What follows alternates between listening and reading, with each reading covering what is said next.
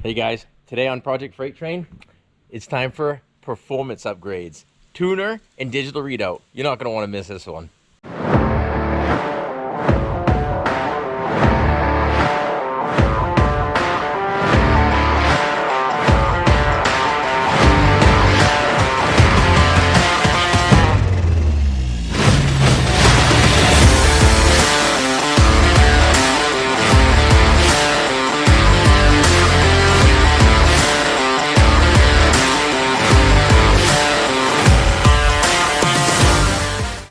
What I'm talking about is, well, on our donor truck, we also have a 99 Dodge Cummins donor truck.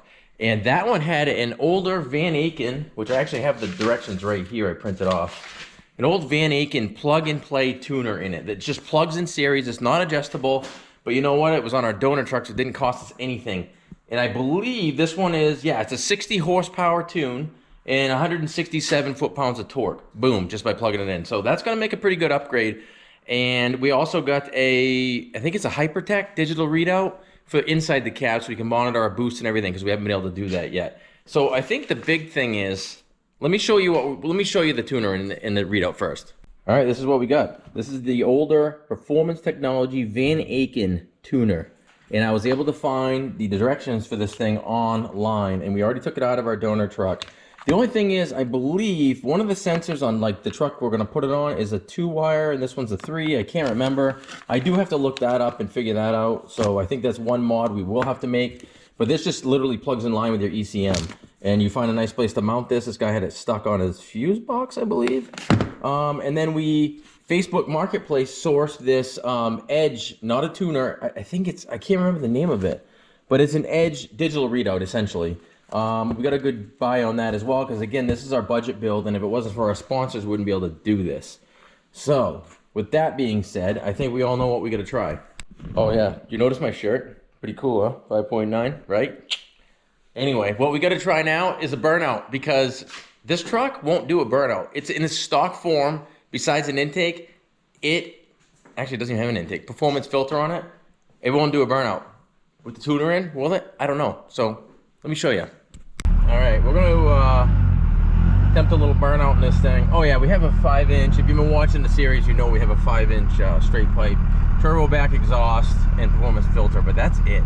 So the tuner is going to make a big difference, and I know that because the truck it was in, it went pretty good with the 60 horse and almost 200 foot-pounds of torque. So let me show you, give this a try. All right, no tuner in. We'll build a little boost. I'll show you. Kind of unimpressive.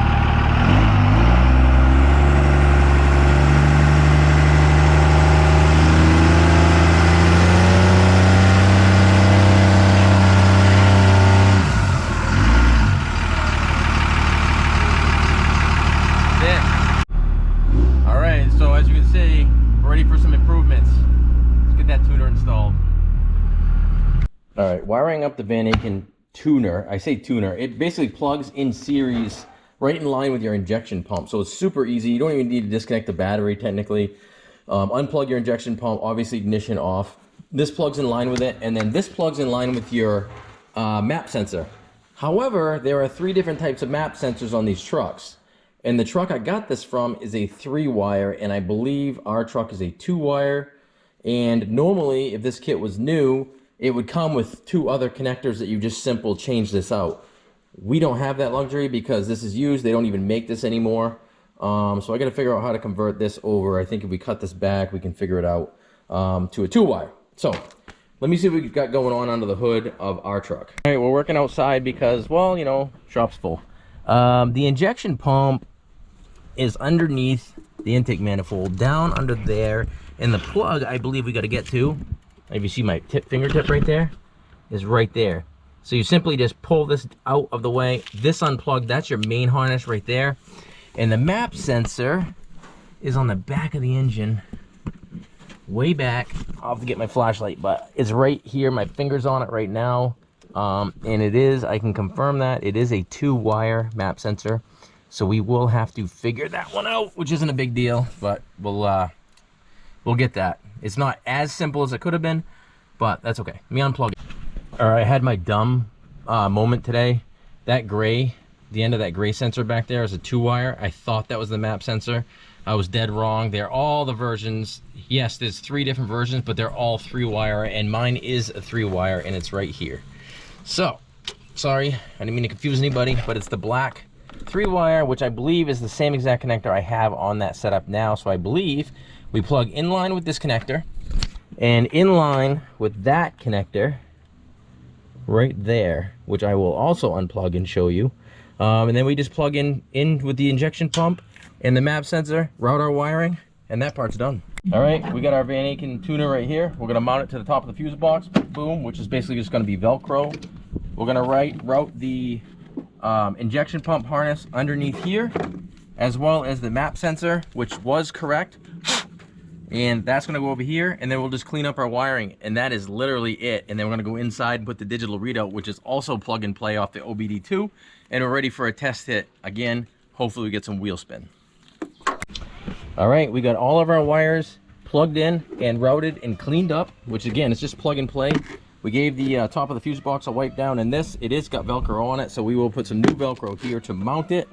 That's where that's gonna go. Let's get the readout inside the truck. All right, again, this was a marketplace purchase, so a lot of trust went in this guy to buy this and have it shipped here, but he seemed pretty legit. We've had it for like 6 months now, so it is what it is. And it's a 2019 model, so it's not that old. So that just literally plug and play again into the OBD2 port, which is under here. Where the heck is it? Oh yeah, behind the brake controller. Great place for that.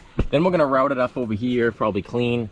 And I did buy a mount. It's a suction cup mount that you clean up, stick on the dash, which this truck's one of the rare ones if the dash isn't all destroyed, and mount a display there. So let me clean this up and get it plugged in. A confession to make.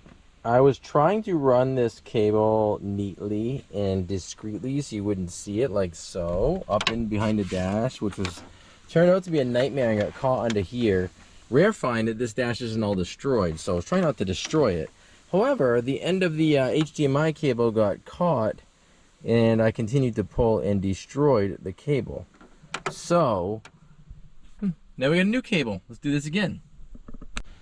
All right, there it is. We recovered. I got the cable tucked in there nicely, routed all underneath there behind the brake controller to the OBD2, and whatever's left or excess we don't want, we'll go fold it up here, zip tie it, and tuck it in behind the fuse panel door.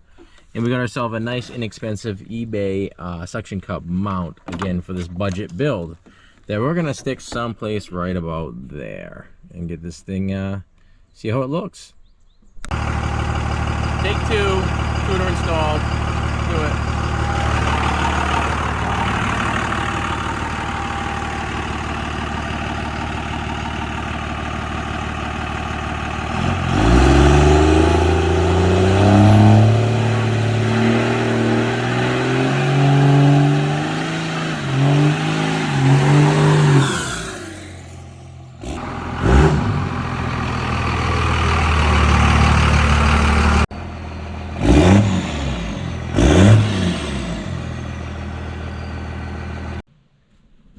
All right, guys, this is going to bring us to the end of this episode of Freight Train. Our budget build on this 99 Dodge Ram with the Cummins diesel, 2-wheel drive, long bed, extended cab. We've been building it up since the winter, little things here and there. So check out this series, check out the playlist.